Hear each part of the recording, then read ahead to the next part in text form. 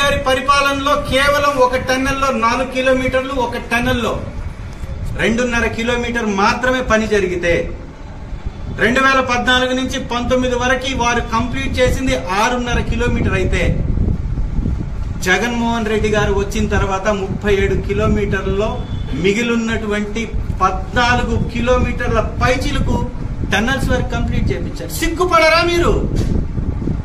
14 సంవత్సరాల్లో 6 కిలోమీటర్లు ఎక్కడా? కేవలం కరోనా ఉండి 3 సంవత్సరాల్లోనే 14-15 కిలోమీటర్లు కంప్లీట్ చేయడం ఎక్కడ?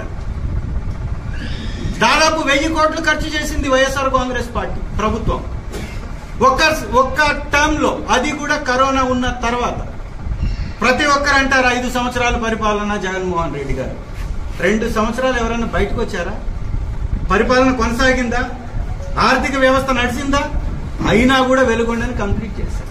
ఇది వెలుగొండ మీద వైఎస్ఆర్ కాంగ్రెస్ పార్టీకి ఉన్న చిత్తశుద్ధి.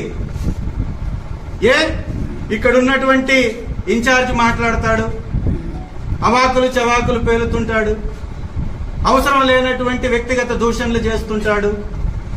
ఈ వ్యక్తి ప్రతిపక్షంలో ఉన్నప్పుడు నోరు లేవలేదే? లాలూచి రాజకీయం చేశారా అప్పుడు? మీకు బాధ్యత లేదా ఈ ప్రాంతం పట్ల? ప్రతిపక్షంలో ఉన్నప్పుడు గొంతెత్తి ఈ వెలుగొండ ప్రాజెక్టు గురించి నువ్వెందుకు మాట్లాడలేదు?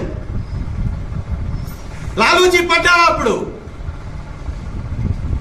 ఇక్కడ ప్రాంతంలో ఉన్నటువంటి రోడ్ల నిర్మాణం జరగకపోతే 14 సంవత్సరంలో తెలుగుదేశం ఎందుకు చేయలేదు? ఇది మాట్లాడరా?